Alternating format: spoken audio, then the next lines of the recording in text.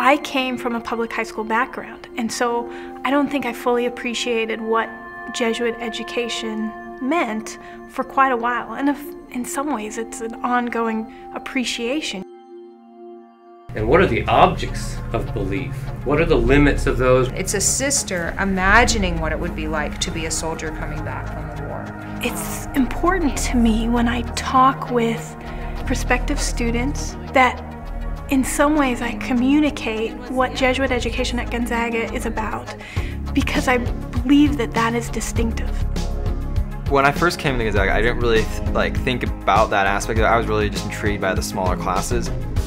Coming in as an engineer, I was thinking, okay, just going to analyze the world analytically, and was really set to do that. Then, once taking a couple philosophy classes, I realized there's more to life than just seeing the problem, but there's another way to think about it. Now I can look at it from multiple perspectives. And I think that really speaks to the Jesuit teaching, is being able to look at things not from one perspective, but from multiple. There are so many great schools that students have an option to go to, but the distinction at Gonzaga is how we infuse Jesuit education into every single day experience, academic and student life. There's 4 things that I want students and their families to take away. The distinction of Jesuit education at Gonzaga. And the first most important thing to me that students understand about Gonzaga is that whatever discipline that student chooses to pursue, they will be superbly trained. And with the skills of eloquence, to be able to speak well, to be able to write well, and to be able to critically think. The educational environment really is, what do you really want? What do you really desire? And go after it, and we'll help you do that. The second thing is that we want our students to be intentional people, and that comes right from the very roots of St. Ignatius when he was founding Jesuit education. And there's a beautiful statue in front of College Hall where St. Ignatius is looking down into a reflecting pool, but you can also see that he's moving because the robes are moving in the statue. And what that's depicting is both reflection and action. And we want our students to really be able to do both.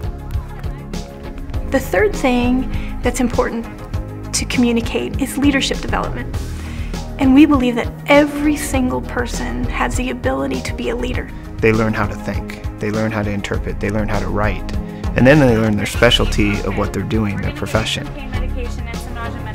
So their generators are out. And so those added together put them at a plane where leadership becomes natural for them. And then also, during the event, we're accepting donations too.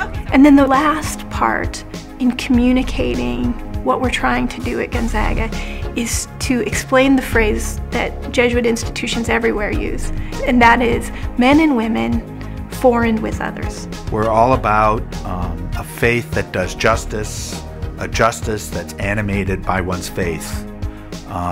We see this as 2 sides of the same coin. It's not just education for education's sake, that your education at a Jesuit institution should mean something. What Gonzaga and what a Jesuit education provides is an opportunity for a student to get very clear about their sense of identity, who they are, and what they value, and what they're called to do. They're having the courage to do that. When we're men and women for others, we're talking about using our gifts to make our community better. Whatever those gifts are, that we're contributing that to the community. And then when we're with others, when we're men and women with others, we're compassionate people.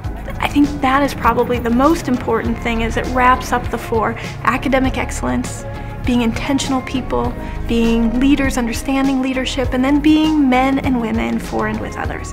And those are the distinctions that when someone leaves campus, I hope they're carrying with them about Gonzaga.